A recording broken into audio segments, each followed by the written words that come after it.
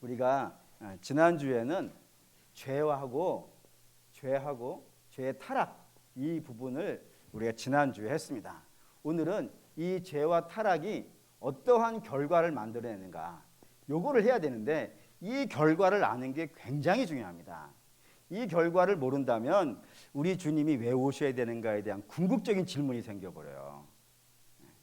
그리고 이 결과를 알게 되어지면 야, 우리 주님이 정말 사랑의 주님이시구나. 이걸 알게 된단 말입니다. 뭐 당연히 이 결과 뭐 비참한 건 아시겠죠? 이 비참함을 하나님 없는 자의 비참함을 알아야 된다 이겁니다. 그래서 사도 바울도 복음을 이야기할 때 꼭 먼저 뭐를 얘기하냐면 오호라 나는 공고한 자로다. 이 사망의 몸에서 누가 건져내겠냐. 이 절망을 안 해보면 말이죠.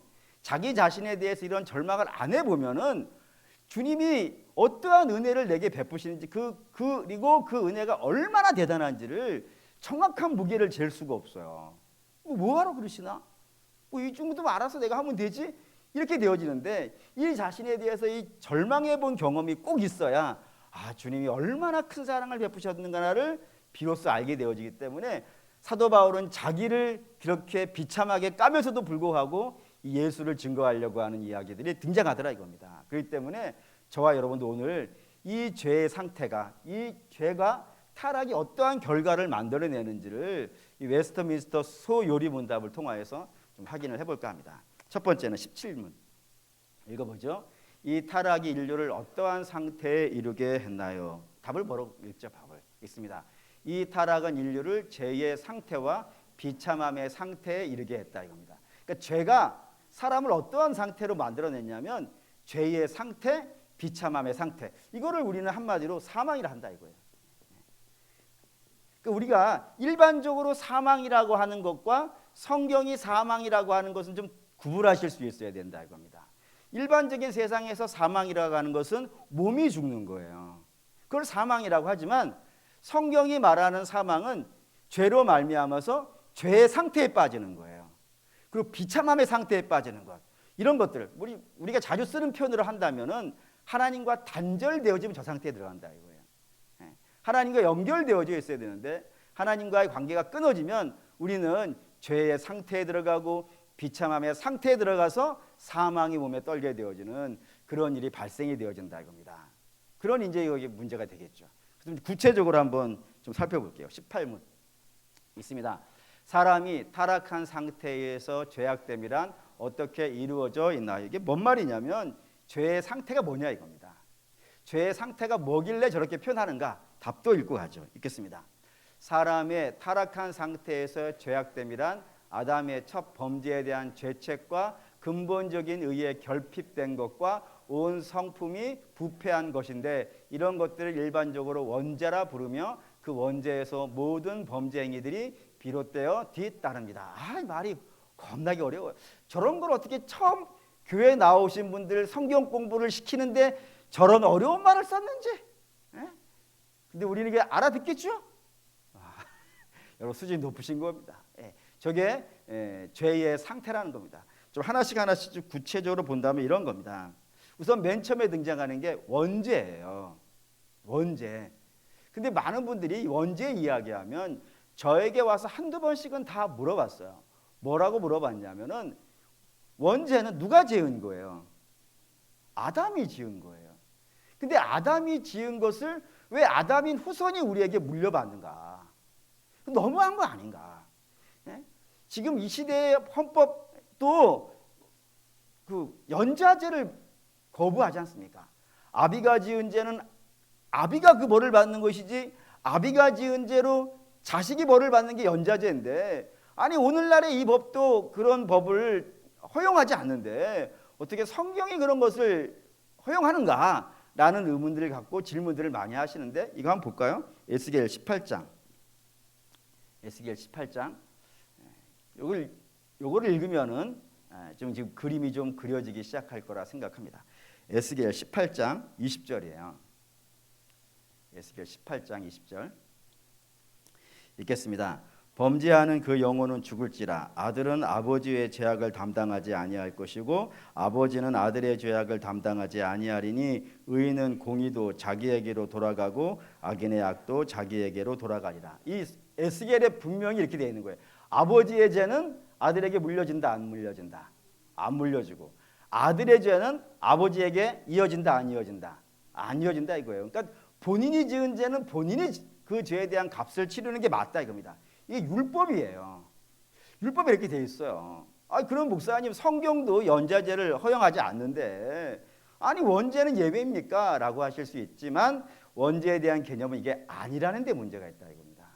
원죄에 대한 개념은 여러분에게 누차 말씀을 드렸기 때문에 거의 이제 못이 박힐 정도가 됐을 거예요. 원죄는 뭐냐면 하나님과 분리되는 거라니까요. 하나님과 분리되어지면 누구랑 연결돼요? 우리 예수님께서 뭐 귀신 쫓아내는 이야기 하신 거 기억나실 겁니다. 귀신을 쫓아냈어요. 그런데 귀신이 물 없는 데를 찾아서 돌아다니다가 얻어요, 못 얻어요? 못 얻어요. 그래서 옛날에 그 집이 참 좋았는데 하고 가봤더니 그 집이 어떻다고요? 비어 있다고요. 네. 거기 비어 있으면 돼요, 안 돼요? 안 돼요. 거기 누가 있어야 되는 거예요. 주님이 계셔야 되는 거라 이거예요. 비어 있으면 안 된다니까요. 비어 있으니까 당장 누가 들어오더라고요? 귀신이 들어오더라 이거예요. 악이 들어오더라 이거예요. 그러니까 하나님 편에 붙어 있느냐 아니면 죄에 붙어 있느냐 이거밖에 없어요. 사람의 상태는. 근데 하나님께 분리되어졌으니까 누구에게 붙어 있는 거예요? 죄에 붙어 있는 그 상태를 원죄라 그런다 이거예요. 그러니까 모든 사람은 이 상태에서 태어나는 거예요. 하나님과 분리되어져 있는 상태에서 출생을 한단 말입니다. 그러니 전부 누구랑 붙어 있는 거예요? 죄하고 붙어 있는 거예요.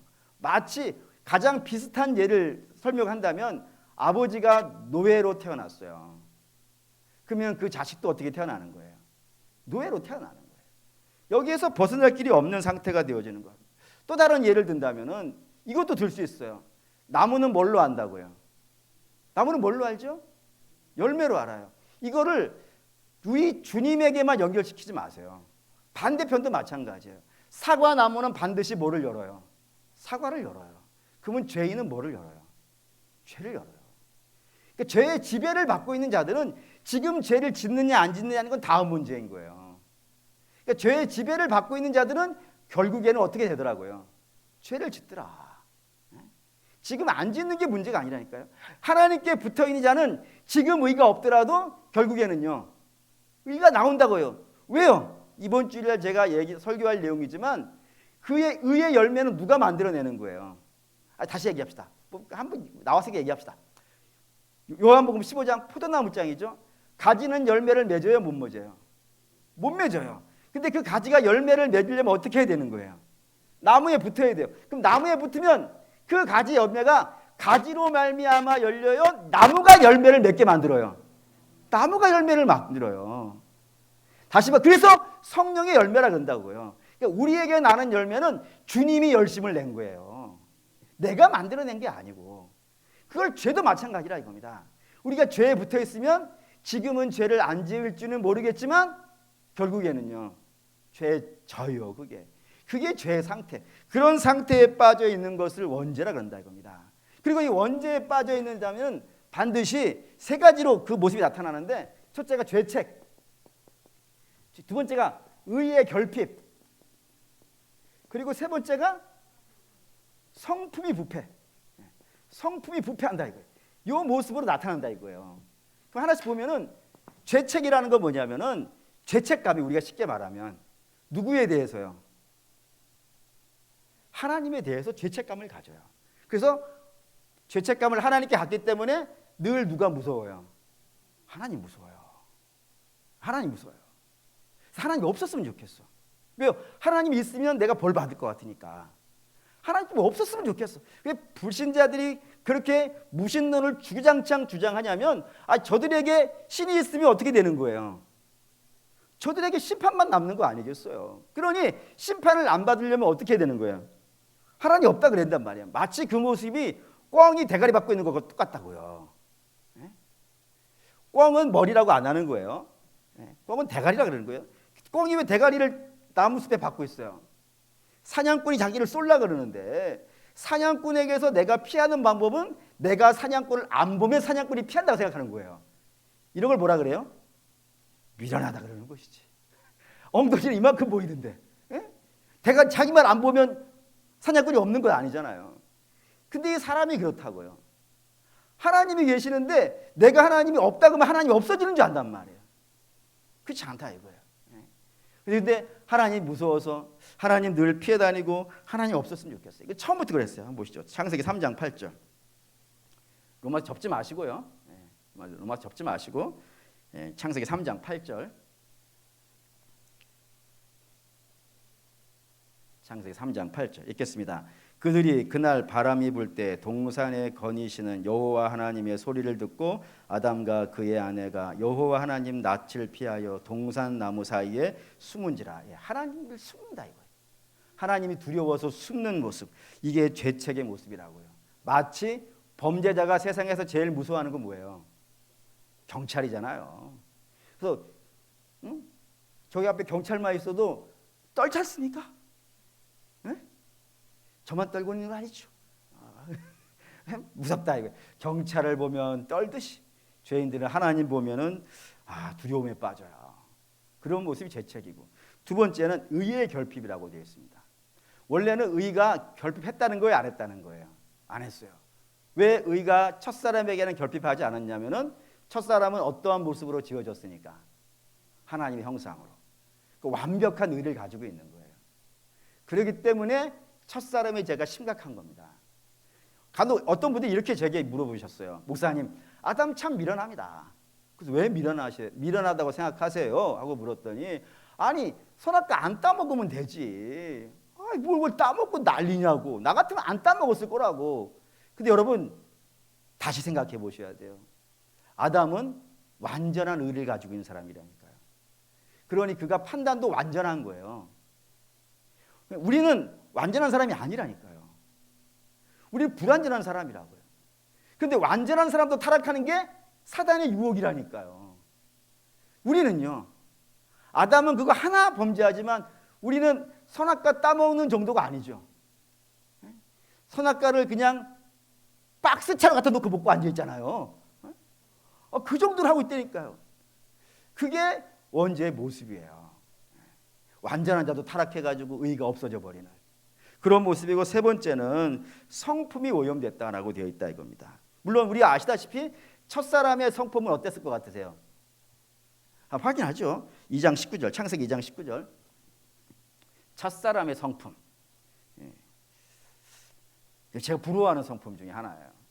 읽어보죠. 여호와 하나님이 흙으로 각종 들짐승과 공중의 각종 새를 지으시고 아담이 무엇이라고 부르나 보시려고 그것들을 그에게로 이끌어 가시니 아담이 각 생물을 부르는 것이 곧 그의 이름이 되었더라. 이게 왜 제가 부럽냐면, 여러분 이 세상에 얼마나 많은 피조물들이 있어요. 흙으로 지어진 짐승들이 얼마나 많아요. 그런 모든 짐승을 다 데리고 오는 거예요. 그럼 아담의 업무량이 어떻겠습니까? 제가 생각해 봤어요. 제가 일주일에 설교를 몇 개를 하냐면은 풀로 한다고 했을 때, 뭐 간혹 안 할 때도 있지만 풀로 한다고 했을 때 주일날 3번을 하고요. 아니 주일날 다른 본문으로 3개를 하고, 설교 개수는 4개죠. 1부 예배, 2부 예배 있으니까. 그리고 금요일날 2개를 하니까 6개죠. 그리고 새벽마다 하니까 몇 개인가? 갑자기 10개를 넘어가면 세어지지가 않아요. 말아 일단 10개 된단 말이에요. 일주일에 설교하는 개수가 풀로 차면은. 근데 그것이 불편해요. 힘들어 죽겠어요. 그래서 간혹 하나님께 이런 기도를 옛날에 한 적이 있어요. 하나님, 제가 설교가 너무 많습니다. 좀 줄여주십시오. 그래서 했어요. 그때 하나님께서 아예 안 하게 해줄까? 그냥 해가지고 아예 안 하게 해줄까? 그때 제가 그랬어요. 아니요, 열심히 할게요 했는데 우리는 업무량이 많아지면은 짜증이 나요. 솔직히 말하면 화가 나고. 그런데 아담의 업무량은 얼마나 겠어요? 코끼리만 오는 게 아니잖아요. 세상의 모든 피조물이 다 와가지고 내 이름 언제 지어주나 하고 줄 서 있다니까요. 이런 걸 나래비 서 있다 했잖아요. 쫙 서 있잖아요. 그거 보면서 저 언제 끝내냐. 한데 아담이 원망을 하지 아니하고 하나님 앞에서 그 맡겨진 업무량을 성실하게 하고 있다고요. 왜 제가 부러운지 아시겠죠? 그는 성실한 사람이에요. 아주 성실했어요. 엄청 부러워요. 두 번째 첫사람의 성품 보시죠. 2장 23절. 이것도 엄청 부러운 것 중에 하나예요. 창세기 2장 23절 읽겠습니다. 아담이 이르되 이는 내 뼈 중에 뼈요 살 중에 살이라 이것을 남자에게서 취하였은즉 여자라 부르리라 하니라. 아담의 연애송이잖아요. 근데 이 노래를 부르기 전의 상황을 기억하십니까? 이 전의 상황은 하나님께서 아담을 재웠어요. 그리고 아담의 갈비뼈를 뺐어요. 이런 상황이 아닌 거예요. 하나님 아담에게 오셔가지고 아담아, 내가 너 와이프를 만들어줄게. 그러니까 갈비뼈 하나 내놔. 그래서 아담이 동의를 해주는 거예요. 그래요. 하나님께서 와이프를 해주신다니까 제가 동의할게요. 해서 여기 있어야 하고 빼나간 게 아니란 말이에요. 하나님이 재워버렸다고요. 그러니까 뼈를 빼낸 건 아담의 의지는요. 조금도 들어가 있지 않아요. 하나님이 강제로 뺐어요. 그래서 다른 사람을 준 거예요. 근데 그걸 보고서 기뻐하고 있어요. 우리는 우리의 것을 빼앗아서 다른 사람을 준다 그러면 기뻐한가요? 우리 것을 빼앗아 가지고 지금 아담도 하와를 처음 보는 자잖아요. 그런데도 불구하고 꼭 부부로만 연결하지 마시고 사람과 사람의 관계를 보시자 이거예요. 내 것을 강제로 빼앗아서 남을 주는데 정말 잘하셨습니다 하나님. 너무 감사합니다. 이렇게 부를 수 있을까?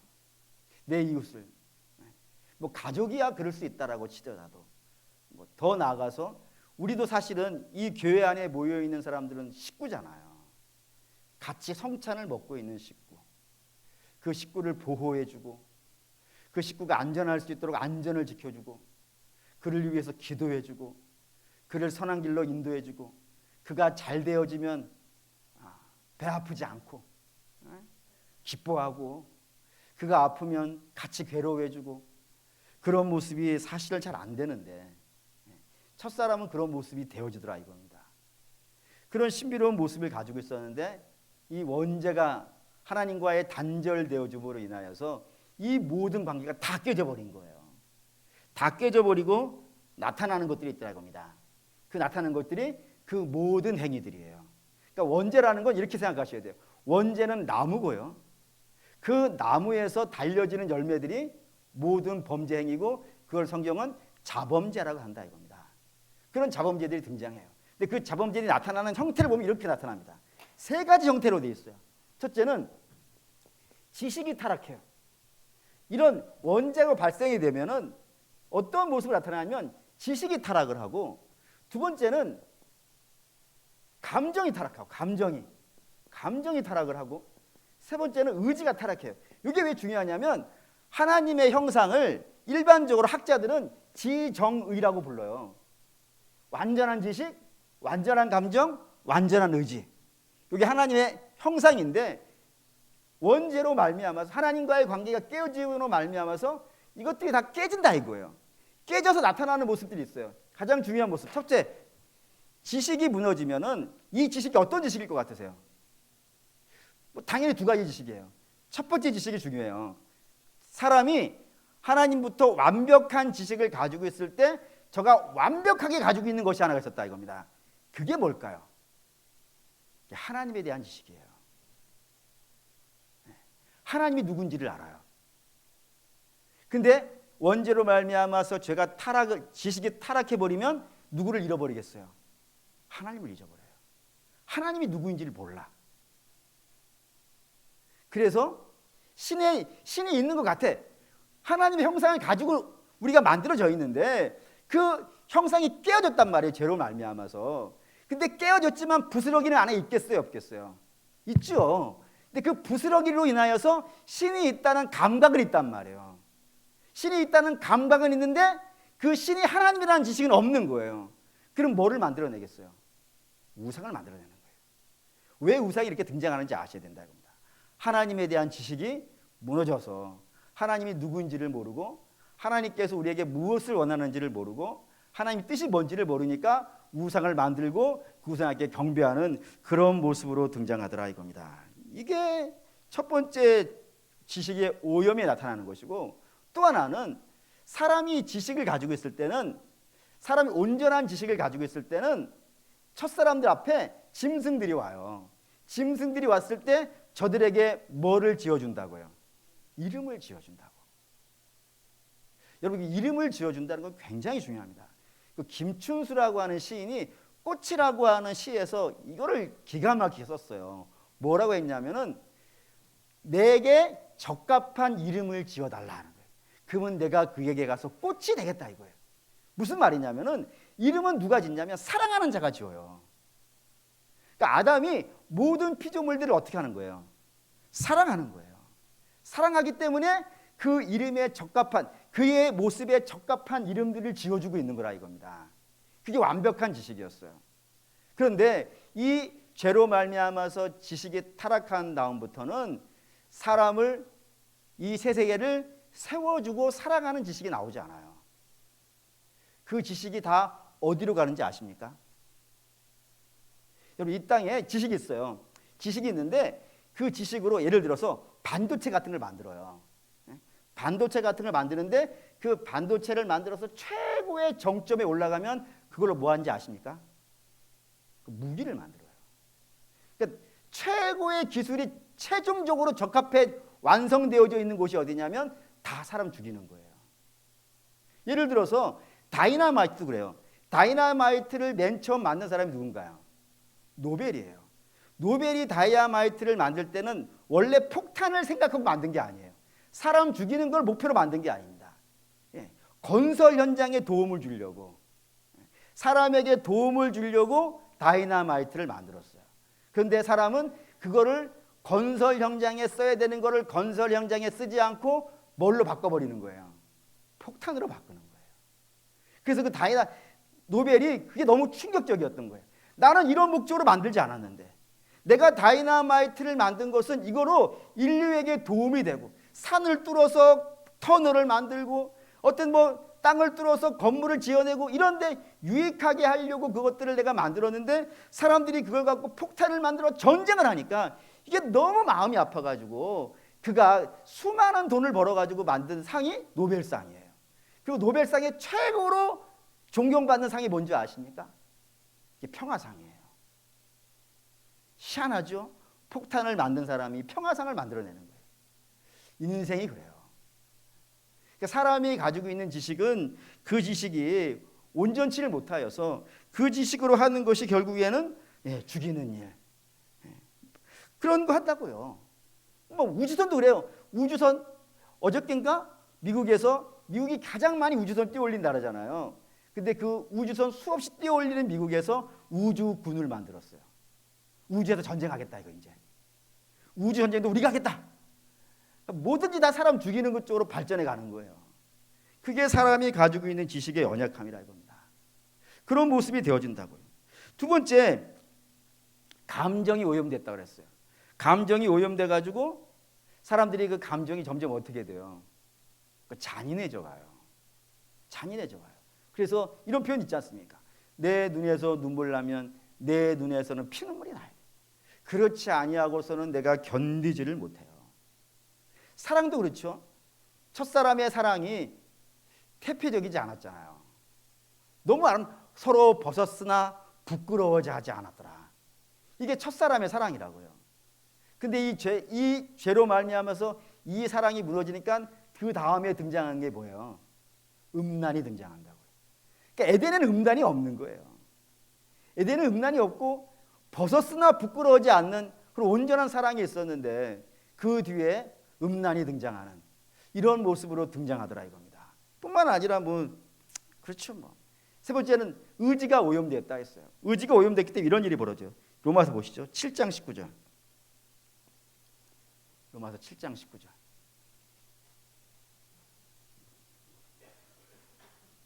로마서 7장 19절 읽겠습니다. 내가 원하는 바 선은 행하지 아니하고 도리어 원하지 아니하는 바 악은 행하는도다. 내 의지는 선을 행하고 싶다 이겁니다.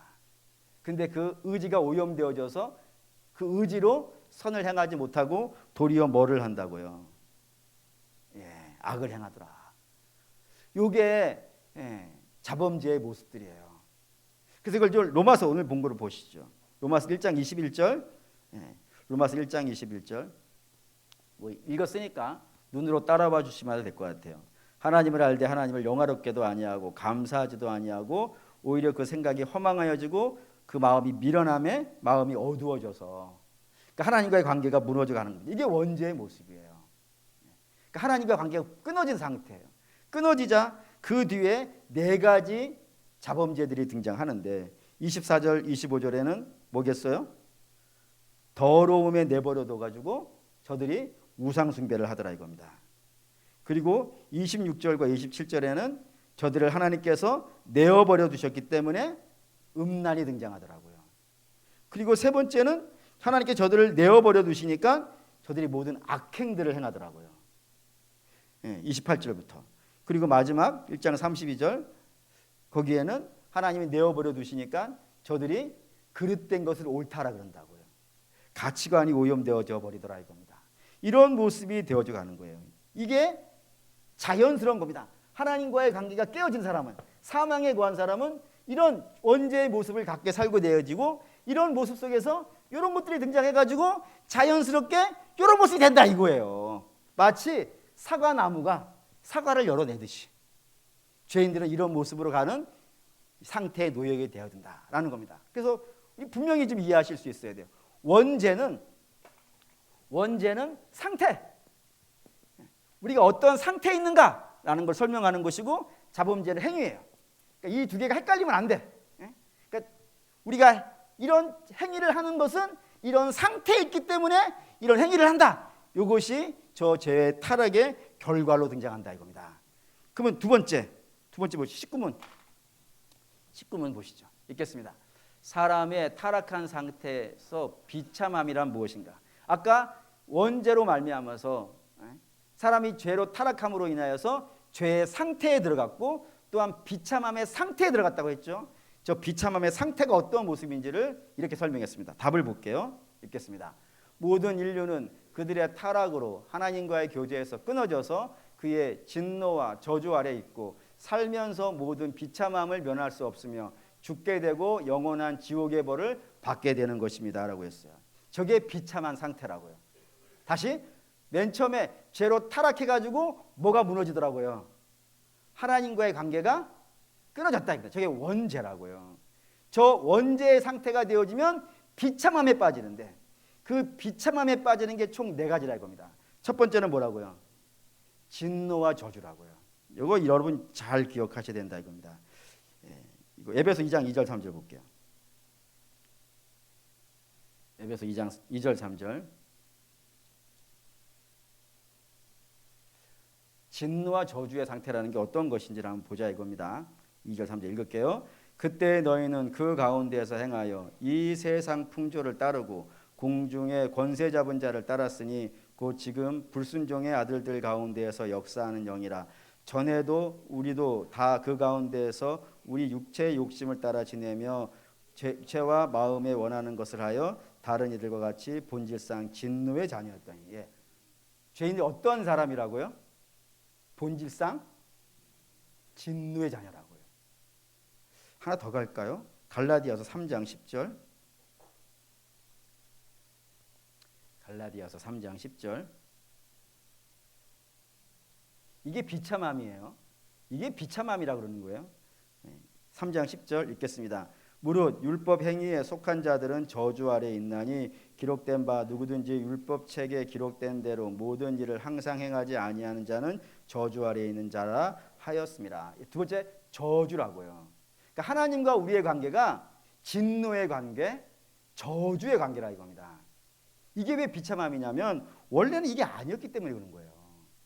원래는 어떤 관계예요? 하나님이 당신이 만드신 이 피조물을 보면서 어떻게 하셨어요? 기뻐하셨다고. 하나님이 기뻐하셨다니까요. 하나님이 그 지어놓은 걸 너무너무 기뻐해서 특별히 사람 지은 게 중요해요. 사람 지은 걸 완성해 놓으시고 심히 기뻐하셨다니까요. 심히. 하나님의 형상을 닮은, 마치 여러분들이 여러분의 자녀를 보면서 우와 기쁘다. 목사님 아닌데요. 저는 우리 자녀 보면 열받아 죽겠는데요. 그게 죄라니까요. 하나님이 처음에 사람을 지어놓으시고 너무 기뻐가지고 심히 기뻐하여서 즐거워하셨다니까요. 그러니 그 사이가 어떻게 저주가 있겠으며 거기 어떻게 진노가 있겠어요. 근데 하나님과의 관계가 이 진노의 사랑의 관계가 진노의 관계로 변했다는 건 이거 얼마나 심각한 거겠어요. 이런 관계가 되었다고요. 더 심각한 건 볼게요. 계시록 6장 15절 16절. 제가 보기에 이게 제일 비참한 것 같아요. 제일 비참한 거. 15절 16절. 요한계시록 6장 15절 16절 읽겠습니다. 땅의 임금들과 왕족들과 장군들과 부자들과 강한 자들과 모든 종과 자유인이 굴과 산들의 바위 틈에 숨어 산들과 바위에서 말하되 우리 위에 떨어져 보좌에 앉으신 이의 얼굴에서와 그의 어린 양의 진노에서 우리를 가리라. 우리 주님 임재하시는 거예요. 우리 주님 임재하시면은 왜 임재하시는 거예요? 우리 주님의 초림은 우리를 죄와 사망에서 건지시는 것이고 우리 주님의 재림은요 우리를 완전히 구원해내시는 거예요. 이 죄와 사망이 아직까지는 이 땅에 있지 않습니까? 여기에서 우리를 완전히 건져내셔가지고 우리를 어디로 데려가시는 거예요? 천국 데려가시는 거예요. 이 목적을 가지고 오시는 거예요. 그런데 어떤 사람은 그 좋은 주님이 우리를 완전히 구원에 끝내시기 위해서 당신이 시작하신 구원을 끝내시기 위해서 오시는 그 모습을 보면서 어떠한 마음을 갖더라고요. 안 봤으면 좋겠다. 바위가 내 얼굴에 떨어져 가지고 그분의 얼굴을 안 봤으면 좋겠다고요. 이게 진노와 저주라니까요. 그런 관계, 주님을 안 봤으면 좋겠다. 이게 비참함이에요, 여러분. 비참함. 이 비참함에 놓인다 이겁니다. 죄인들은 두 번째는 사는 동안에도 비참하다 그랬어요. 심판 때만 비참한 것이 아니라 살아가는 자체가 비참하다고요. 가장 대표적인 게 우상숭배예요. 왜 우상숭배가 비참하는 것이냐면 우리가 이런 말을 하지 않습니까? 사람은 만물의 영장이라고요. 모든 만물 중에서 최고에 있는 게 사람이라고요. 맞죠? 맞잖아요.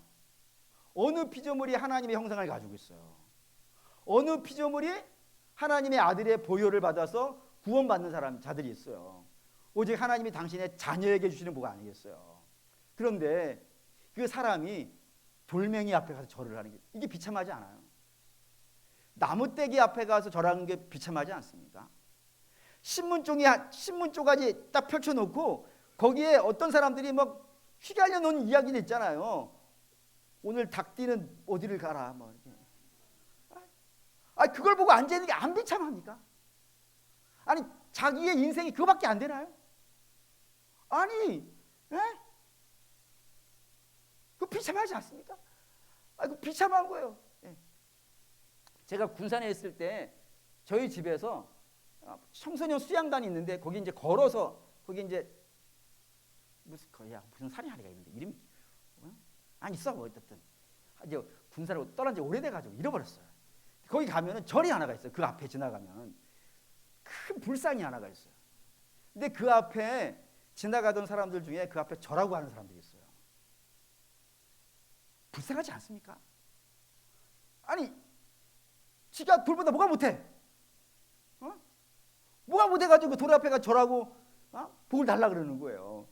아니 그 불쌍히 말이라도 한다면 내가 이해라도 하는데 아니 눈이 있어가지고 내가 눈 탁 찌르면 아프다고 말이라도 하면 내가 이해라도 하는데 아무것도 못하는데 말이죠. 그 앞에서 복 달라 그러는 게 얼마나 비참해요. 뿐이 아니라 더 비참한 거는 산에 올라가는데 보다 보면 이렇게 돌 쌓아놓은 분들 있잖아요. 돌 쌓아놓은 거.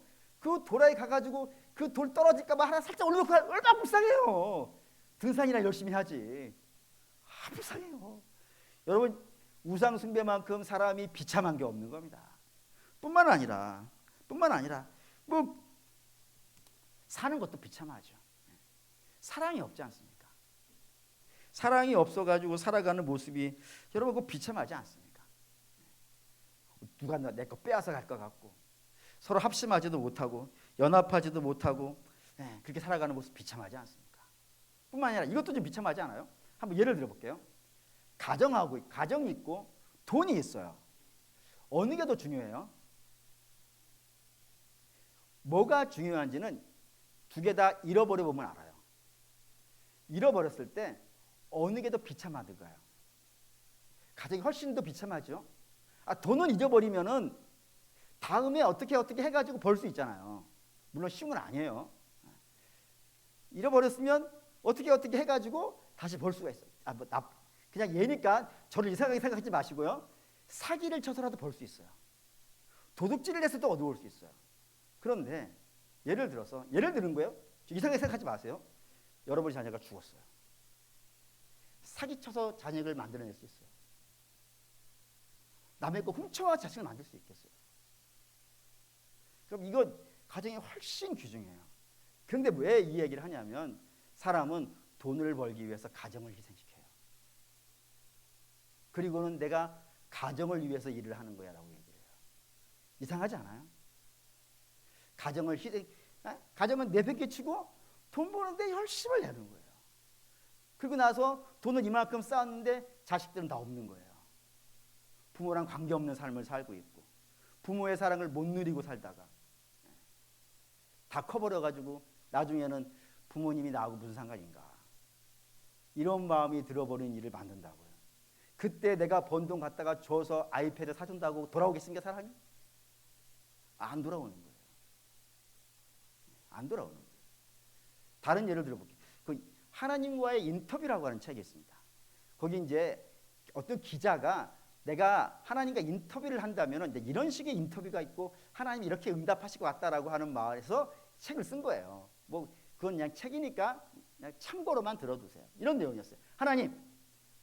하나님이 지금까지 인생들을 쭉 보셨을 텐데 인생들을 보시면서 참 이상하다 생각하시는 분이 혹시 있으신가요? 라고 물어보니까 하나님 이렇게 대답하는 거예요.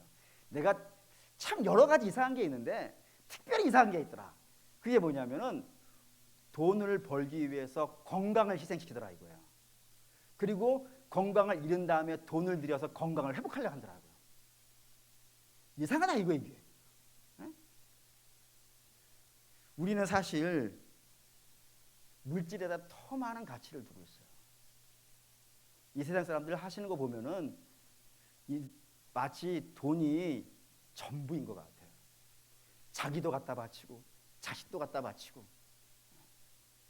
그런데 여러분 오늘 죄의 모습이 가치관의 혼란이라고 했지 않습니까? 근데 우리가 예수 그리스도로 거듭나게 되어지면 그거요 하나님이 주시는 거라 이겁니다.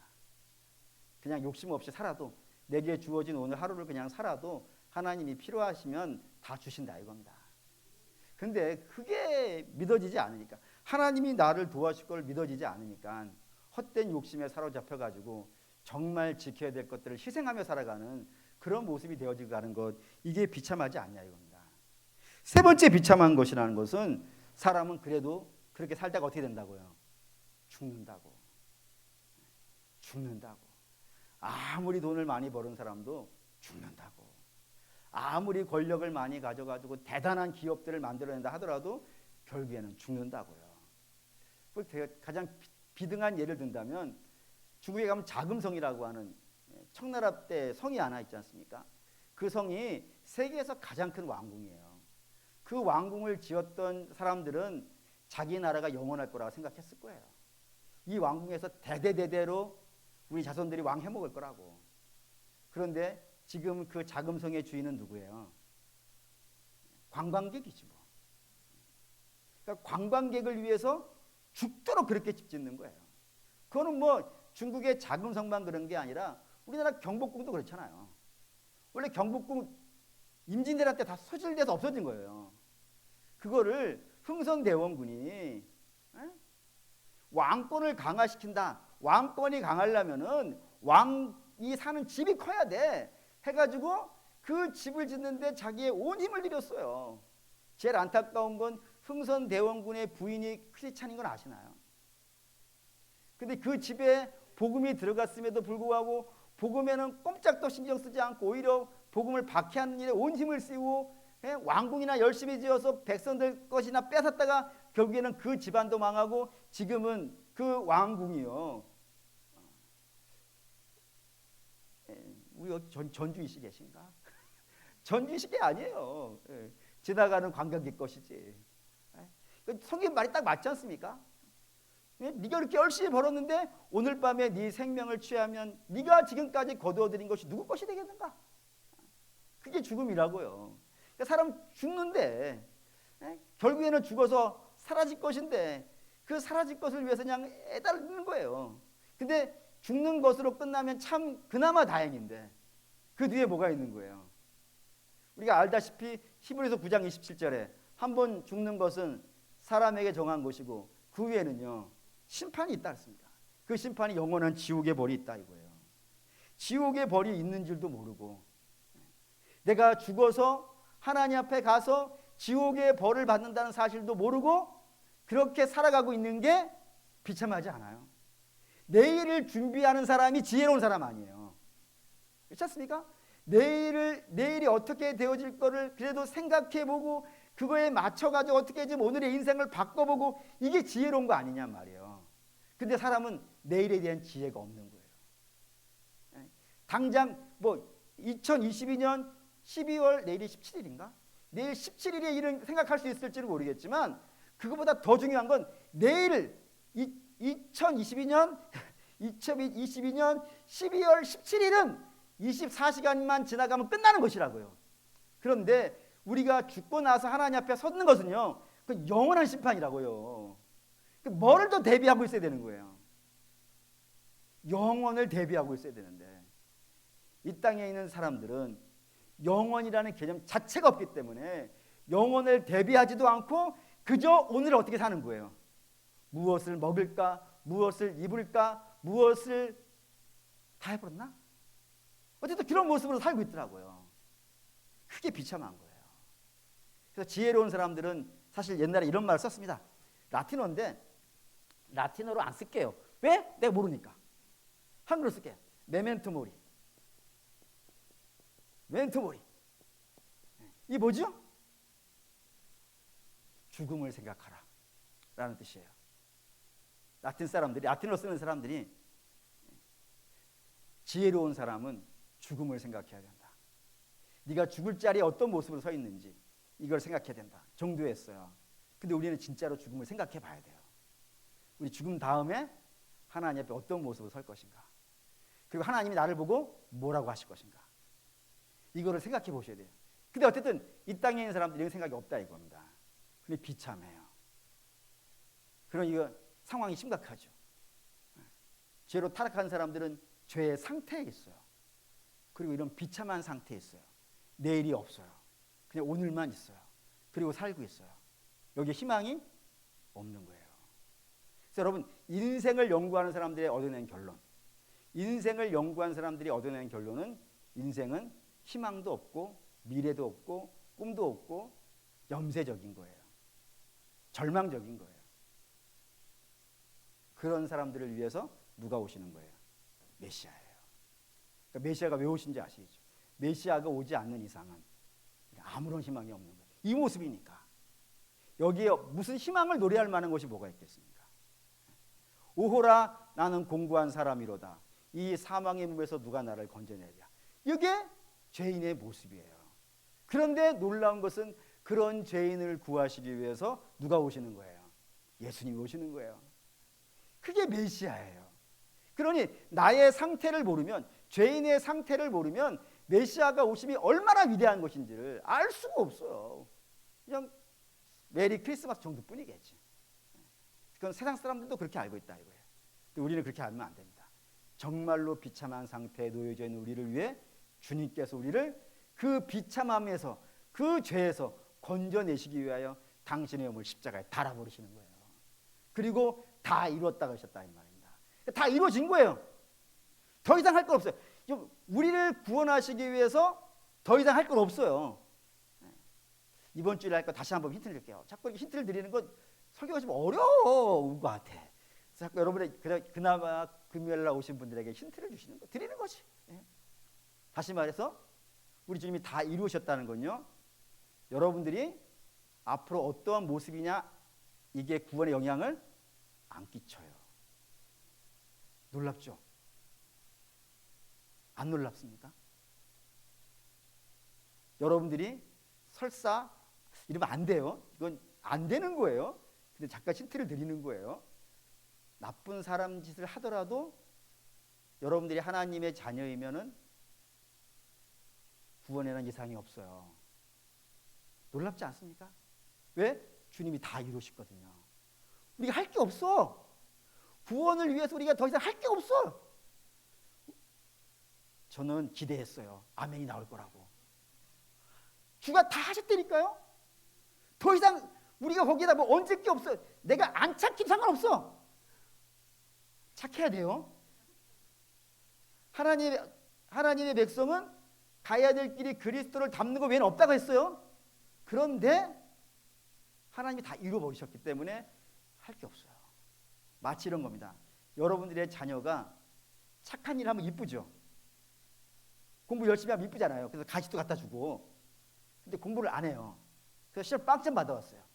그래가지고 너는 빵점을 맞았으니까 오늘부로 너를 내가 호적에서 판다. 너는 이제 나를 아줌마라 불러라. 이렇게 해가지고 내쳐 보신 적 있으십니까? 없죠? 우리도 그래요. 우리도 우리의 자녀가 못났다 해서 버리지 않아요. 때릴 뿐이지, 욕할 뿐이지 버리지 않아요. 연약한 사랑을 가지고 있는 우리도 우리 자녀 귀한 줄 알거든. 하나님께서 당신의 아들을 죽이시고 우리를 자녀 삼아 버리셨는데 우리가 잘나면 열심히 잘하면 기쁘시겠죠. 하지만 못났다 하더라도 여러분들이 버려질 일은 없습니다. 그게 복음의 위력이에요. 할렐루야. 이 복음의 위력을 아실 수 있기를 바라요. 오늘 결론입니다. 우리 심각한 거예요. 예수 없었다면 심각한 거예요. 근데 심각한 자를 우리 주께서 구원하신 겁니다. 감사하시길 바랍니다. 결단하시죠.